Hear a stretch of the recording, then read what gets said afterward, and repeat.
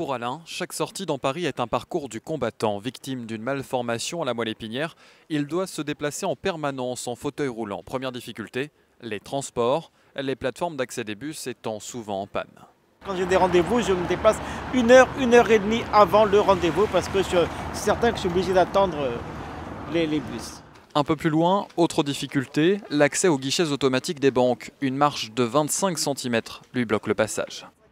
On est déjà diminué et on nous pénalise encore avec la non-accessibilité des distributeurs de billets, des choses les plus courantes que l'on doit faire dans la vie. Les personnes à mobilité réduite attendent beaucoup de la loi adoptée en 2005. Elle prévoit que les bâtiments et transports soient adaptés, mais compte tenu du retard, l'objectif risque d'être difficilement atteint. On progresse, mais que l'échéance de 2015, qui est prévue par la loi de 2005 avec un délai de 10 ans, ne permettra pas d'avoir toutes les villes avec une note optimale de 20 sur 20. À Paris, par exemple, seule la ligne 14 du métro, la plus moderne, est entièrement équipée pour accueillir les personnes handicapées.